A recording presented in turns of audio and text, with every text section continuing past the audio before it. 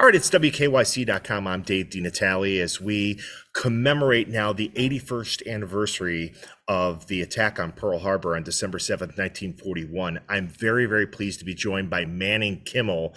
Manning is a friend of mine. He is a radio superpower down in South Carolina. But for the purposes of today's interview, he is the grandson of Admiral Husband Kimmel, who was the Commander-in-Chief Pacific Fleet, or SINCPAC, on December 7th, 1941. And I want to start and kind of give the audience a little bit of a background. So, everybody, of course, knows the Japanese attacked Pearl Harbor on December 7th. And there were roughly 3,000 lives. Actually, I think 2,900 lives lost, or however many there were. The Pacific Fleet was virtually destroyed, not completely, but virtually destroyed.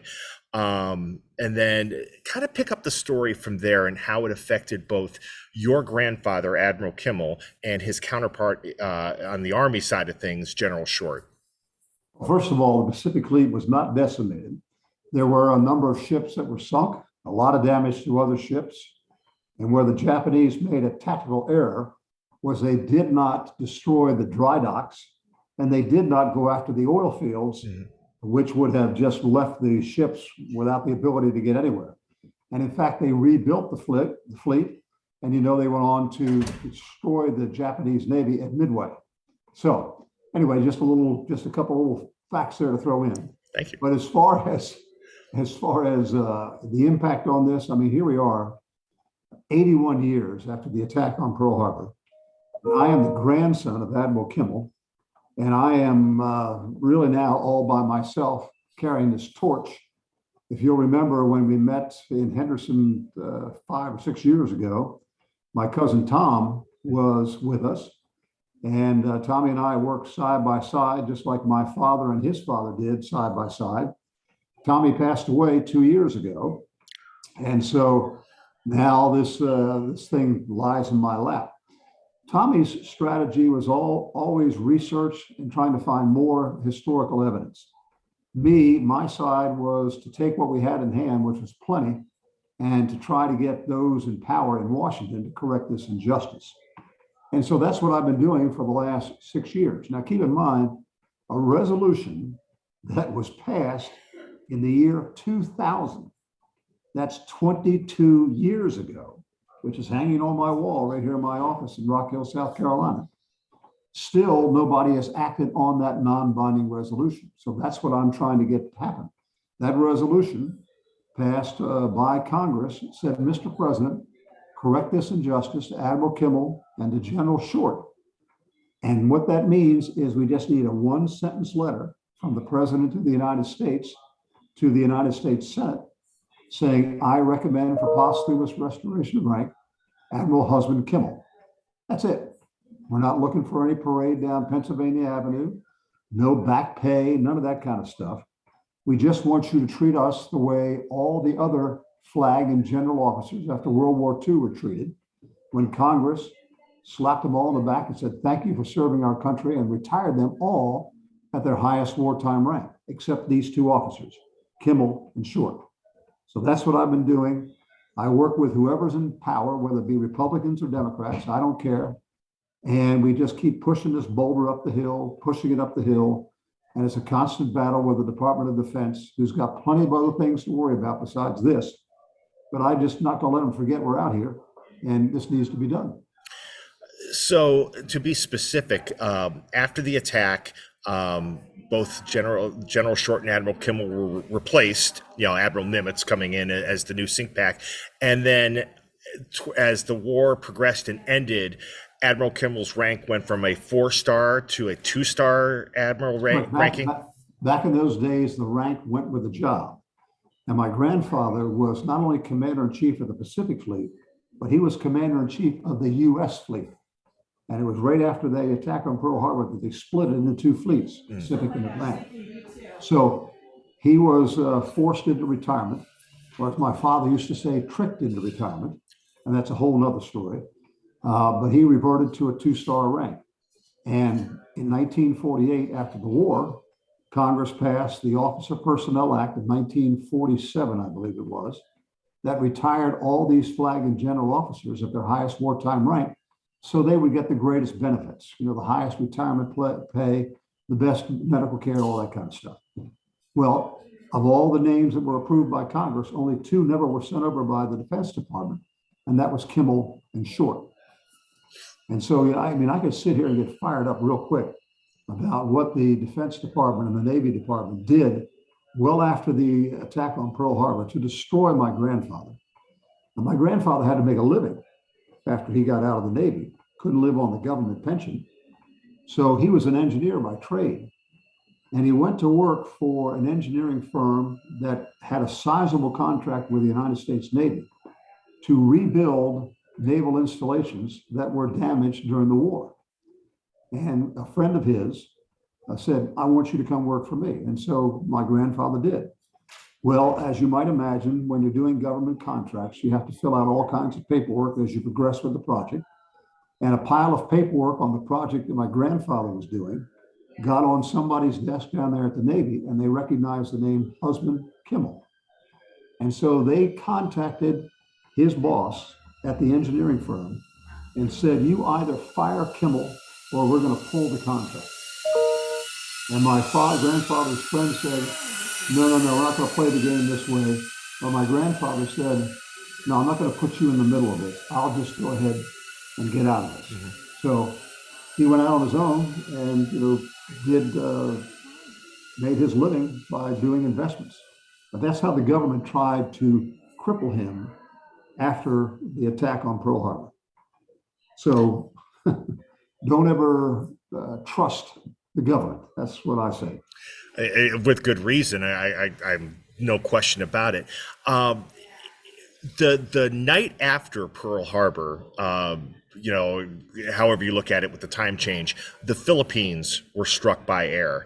And, basically that Far Eastern Air Force was destroyed under the command of one General Douglas MacArthur, who had much more of a warning than anybody at Hawaii ever did, that the Japanese were, the war had been declared and they were on the offensive. All General MacArthur got was basically a promotion and, became the legend that many people look at him as. But nothing ever happened to him. There was no dereliction of duty. He was not taken before a joint session of Congress after the war.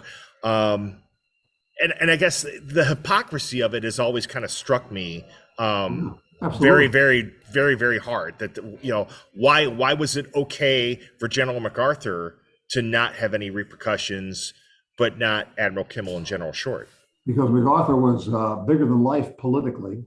He had a lot of standing, but you're absolutely right. He had an 8-hour warning and direct orders to get that doggone Air Force off those fields. He didn't do it.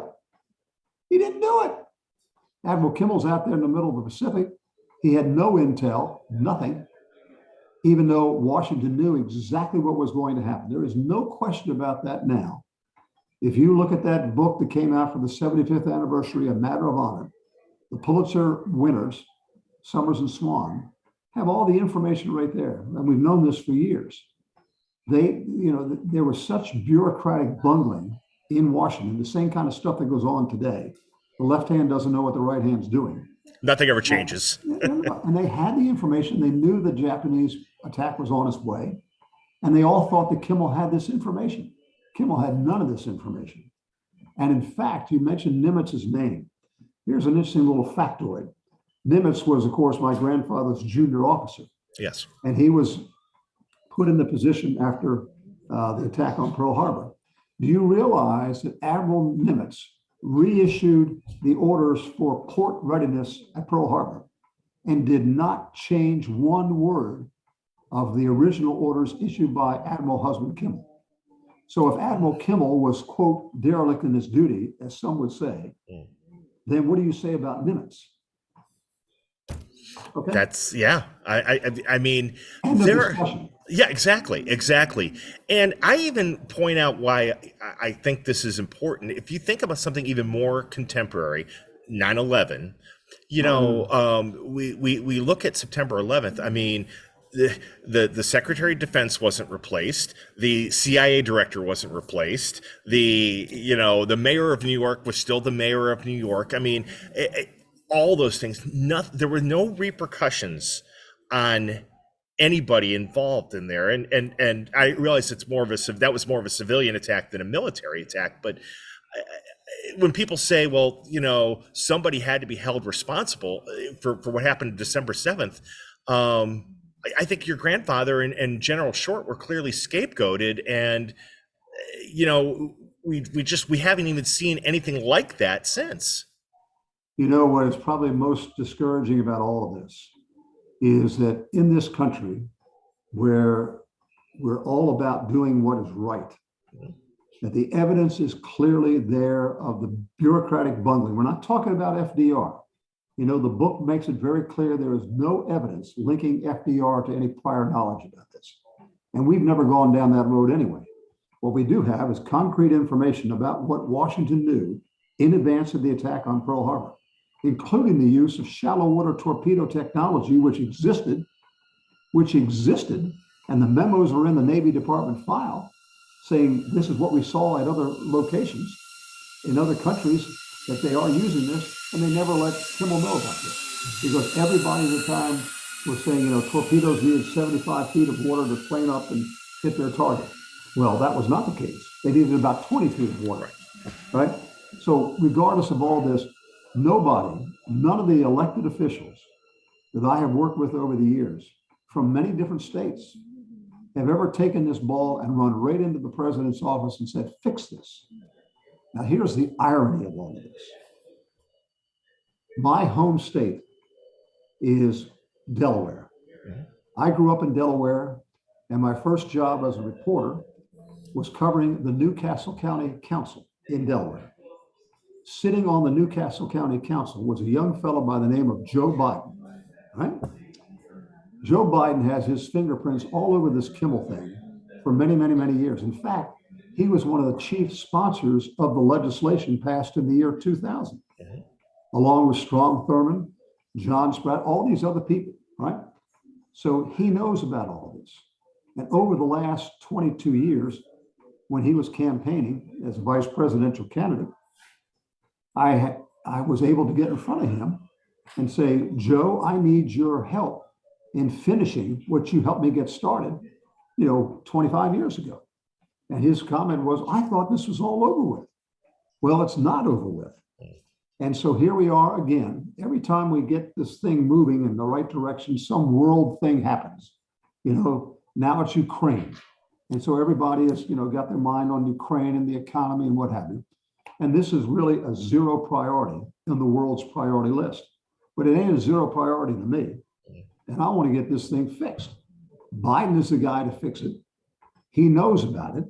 If I could get one of these elected officials to say, hey, Mr. Biden, this thing is now down in the Defense Department, pull it out of there and make this happen. But I can't, I'm working with all kinds of people. Right now, the Democrats are controlled. Jim Clyburn, who is from South Carolina, who single-handedly saved Joe Biden's presidential campaign here in South Carolina when he came down here. I've met with Mr. Clyburn. He's been very helpful. And we seem to have broken the log jam, which is a whole nother story, but it apparently is in the right hands right now, but I haven't gotten any answer. And December 7th, 2022 is not too far off. Right. And, so. And I guess that was my question. People are going to watch this and say, well, what can I do? Email their member of Congress, in this case, in Northeast Ohio, or, email their senator, send a message to the White House. What's the best way to help keep moving that log jam and fixing it? Well, somebody who's got some real pull with elected officials, particularly in Kentucky. I mean, that's where my grandfather was born and reared, was right there in Henderson, Kentucky. And those who, Mitch McConnell from Kentucky, Rand Paul from Kentucky, those are the kinds of guys who've got some heavyweight that can help out. But the problem is they're both Republicans. And with this polarization that we have in Washington, if you're a Republican, you can't talk to a Democrat. And comes January, when the Congress shifts over to a split Congress, then, it makes it that much more difficult. While Joe Biden is in place, I'm working with Democratic members of Congress. There's no sense in trying to get any help from Republicans because they're not going to talk to them, right? Right. So, and I guess, Manning, is that we kind of put a bow on this. If somebody says, and I know when we talked 6 years ago, we talked about this in detail, but just for our audience, why is this still so important to you? I think you used the word to me, honor or the phrase honor is above life itself. Can you explain that? I'll explain it to you just the way my father explained it to me in stern words a number of years ago. Before my DNA really kicked in on this, which was a long time ago, I asked that very same question to my father. I said, Dad, after all these years, why is this so important? And with fire in his eyes and a finger pointed right at my nose, he said, young man, to a military man, honor is above life itself. And what they have done to your grandfather is to strip him of his honor.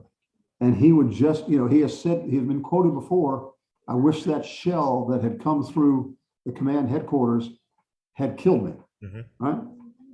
Can you imagine living the rest of your life when your whole country, a country you have served for your entire career with an unblemished record, a record that got you to the position of Commander-in-Chief of the U.S. fleet, the highest position that the United States Navy offered? Can you imagine all of a sudden your country says you have caused this war? You're at fault. To deal with loaded revolvers being sent to him in the mail, telling him, you treacherous bastard, do your country a favor and take your life.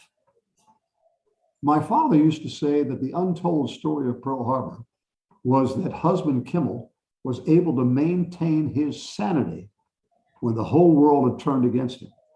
But he was a tough guy, and he never gave up. And the least I can do is to try to continue the work of my father.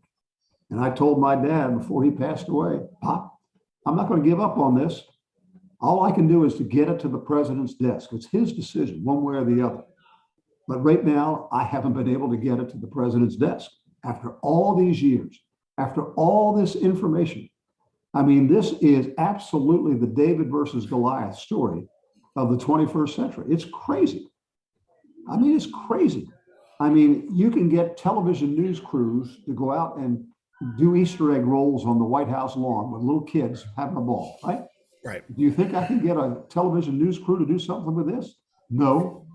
You think I can get a segment on 60 Minutes or Dateline to talk about this? No. No. Maybe you can in your business wake up somebody up there in New York and say, you know what? There's a hell of a story down here, and maybe you ought to go talk to this guy. Well, that's my hope, my friend, and I appreciate your time and talking about this, and we'll keep the conversation going as long as we can, okay? Good. I'll hold you to it. All right, you got it. All right, that's Manning Kimmel joining us right here on WKYC.com.